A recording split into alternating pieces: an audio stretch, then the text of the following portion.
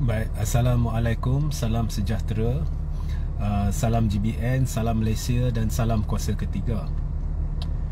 Jadi jika audio jelas, boleh bantu memaklumkan kepada saya seperti biasa. Jadi hari ini saya ada satu pencerahan menarik berhubung dengan seorang bekas Timbalan Perdana Menteri Malaysia yang disabit bersalah atas 4 pertuduhan rasuah dan dipenjara 6 bulan. Dan orangnya tak lain tak bukan Datuk Seri Anwar Ibrahim.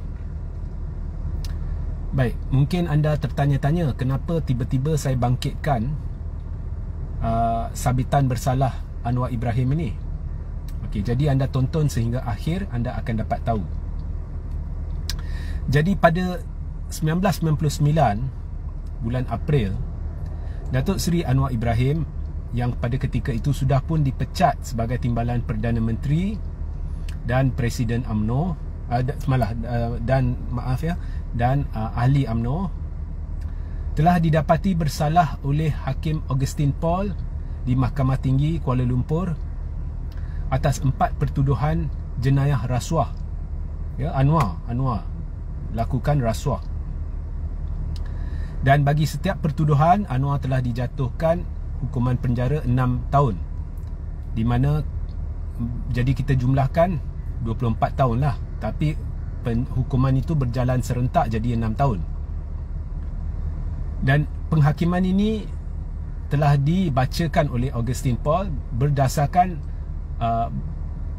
jilid-jilid penghakiman berjumlah 394 muka surat. Okey.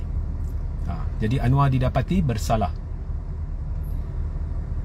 Dan kemudian seterusnya Anwar dihukum penjara dan memulakan hukuman penjara dia. Dan selepas itu pada tahun berikutnya percubaan Anwar untuk untuk merayu di Mahkamah Rayuan gagal. Dan seterusnya percubaan Anwar untuk merayu di Mahkamah Persekutuan turut gagal, di mana Mahkamah Persekutuan, Mahkamah Rayuan dia kekalkan sabitan dan hukuman yang ditetapkan oleh Hakim Augustine Paul. Maka satu proses perbicaraan yang lengkap telah berjalan dan kes itu dimuktamadkan dan tidak ada ketidakadilan. Maka Anwar disahkan perasuah atau terlibat dalam rasuah, jenayah rasuah, korupsi. Korupsi. Alright. Ini hakikat, ini sejarah. Ini tidak ada sesiapa boleh ubah, termasuk Anwar sendiri. Tetapi orang yang sudah jalani hukuman, kita tidak boleh bersangka buruk terhadap mereka. Jadi kita beri peluang kepada bekas banduan ini. Maka dia naiklah sebagai Perdana Menteri. Dia naik sebagai Perdana Menteri. Dan setelah dia naik sebagai Perdana Menteri, dia pula hari-hari bercerita berkenaan rasuah, nak lawan rasuah. Bukan sehari, bukan 2 hari, hari demi hari nak lawan rasuah, nak lawan rasuah, nak lawan rasuah. Tetapi dilantiknya seorang tertuduh jenayah rasuah. Kalau Anwar dulu 4 pertuduhan, ini 47 pertuduhan jenayah rasuah, dia lantik sebagai Timbalan Perdana Menteri dia. Jadi orang dah bagi peluang kepada bekas banduan yang disahkan terlibat dalam rasuah. Orang bagi peluang, kemudian dia jadi Perdana Menteri. Tapi orang ni lepas dah diberi peluang, dia lantik seorang yang sudah berdepan dengan 47 pertuduhan jenayah rasuah sebagai TPM dia. Jadi bukan hanya orang tak percaya Anwar ni serius nak perang rasuah, orang mula tertanya-tanya, benarkah Anwar ni dah berubah? Sebab risikonya tetap ada. Seorang bekas banduan rasuah beramanatkan tanggungjawab untuk mentadbir negara, risikonya tetap besar sebab tercala dengan jenayah rasuah dulu. Kemudian bila kita lihat gelagat dia, Orang tertanya-tanya, Anwar ni dah berubah ke? Saya tertanya-tanya, Anwar ni dah berubah ke? Bukti hitam putih dah ada depan mata.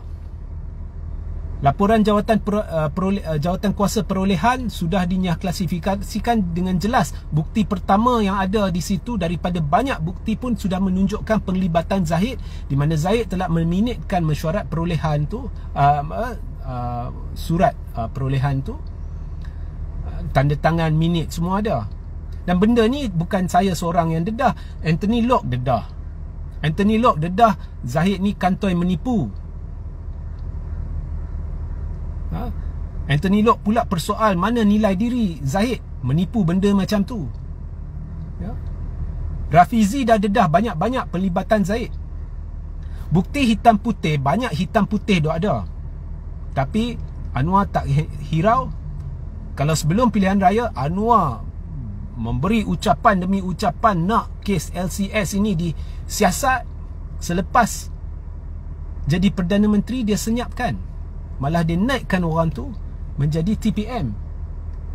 Orang yang sekadar disyaki atas syak sahaja, itu pun tak kukuh, tak pernah ditunjukkan bukti. Setakat ini tidak ada bukti hitam putih untuk tatapan umum. Orang tu atas syak telah diheret ke mahkamah oleh pentadbiran Anwar. Atas syak. Malah angka-angka Anwar sentiasa berubah. Ini telah menimbulkan keraguan terhadap syak itu. Mungkin ada unsur konspirasi.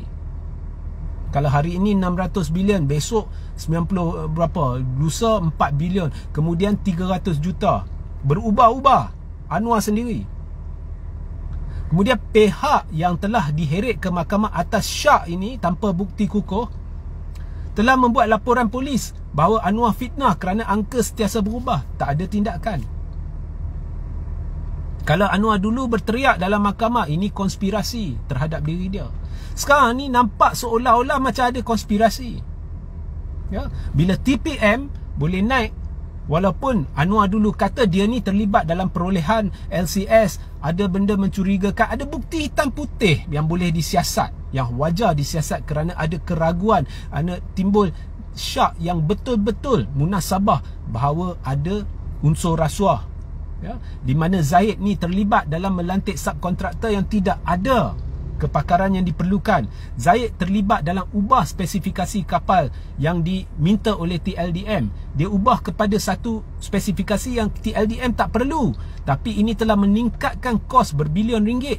Jadi timbul tanda tanya, adakah berlaku sogokan, adakah berlaku siasat, rasuah. Tetapi benda ni tidak disiasat, dia dinaikkan pangkat. Jadi persoalannya, adakah hari-hari Anwar duk laung rasuah ni untuk mengaburi mata rakyat supaya rakyat tidak lihat cara dia membela seorang yang paling disyaki terlibat dalam rasuah, orang pertama yang harus disiasat. Sebab kalau kita lihat kes-kes lain yang hanya atas syak, itu berlaku selepas siasatan yang dijalankan selepas Anwar jadi PM. Babak Zahid LCS ni bukti dah ada sebelum Anwar jadi PM. Jadi dia orang pertama yang harus disiasat, tapi dia dinaikkan jadi TPM.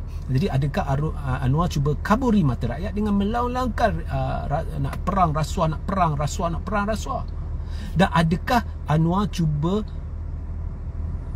membuat orang lupa bahawa dia bekas perasuah atau terlibat dalam korupsi dan telah menjalani hukuman penuh atas jenayah rasuah atau korupsi ini. Jadi sekarang apa yang orang perlu buat ialah bangkit, berjihad untuk supaya Zahid diheret ke muka pengadilan. Berjihad ni bukannya pergi kat jalan ke apa, tak. Setakat menulis, bersuara, itu pun dah kira jihad demi kebenaran. Berjuang minta Zahid ni dihadapkan ke muka pengadilan, disiasat, dan dia letak jawatan. Dan Anwar telah gagal, dan Anwar juga harus letak jawatan. Dan seperti yang saya tanya semalam kat Anthony Loke, kalau dulu Anthony Loke persoal Zahid mana harga diri, nilai diri dan sebagainya kerana menipu isu LCS, pelibatan dalam LCS, saya nak tanya Anthony Loke, mana harga diri kamu, mana nilai diri kamu? Ya. Sekarang berpelukkan dengan orang yang hang kata dulu ada terlibat. Yang dulu korang semua berteriak nak Zahid disiasat, kini hampa peluk-pelukkan, boleh lupakan. Gara-gara nak jadikan Anwar Perdana Menteri, benda tu boleh halalkan. Mana harga diri korang semua? Mana harga diri Lim Kit Siang yang diam? Kalau dulu benda ni dia orang pertama yang berteriak. Semua Perdana Menteri semenjak Razak Hussein on, Kit Siang ada je hal, dia buat hal, dia ada, dia kritik. Sampai Anwar ni, Kit Siang diam. Walhal Anwar paling banyak menyimpang daripada kebenaran, paling ya, kerajaan pimpinan dia kepincangan paling banyak. Mana, tanya Kit Siang, mana ada kerajaan-kerajaan sebelum ni ada TPM yang terpalit jenayah? Mana ada? Yang berdepan 47 pertuduhan jenayah. Kalau dulu-dulu Kit Siang lantang kritik, kadang-kadang tak ada bukti kukuh untuk ditunjukkan. Ini TPM dia dah ada bukti, Kit Siang diam. Ini kalau ikut sejarah kritikan Kit Siang terhadap Perdana Menteri terdahulu, inilah Perdana Menteri yang paling gagal, paling buruk dalam sejarah tanah air, tapi Kit Siang diam. Jadi where is Kit Siang's integrity? Inilah pihak-pihak yang sedang mentadbir negara dan berpura-pura seolah mereka lah yang akan menyelamatkan negara. Inilah pihak yang sedang dan akan hancurkan negara. Jadi berjihadlah sekarang, minta keadilan, minta Zahid dipecat, Zahid disiasat, minta Anwar letak jawatan, minta Anwar tunaikan janji, ya, Rafizi tunaikan janji, siasat Azam Baki, cutikan Azam Baki, ya. Itu sahajalah mesej saya. Sehingga kita berjumpa di lain masa. Assalamualaikum, salam sejahtera, salam GBN, salam Malaysia dan salam kuasa ketiga.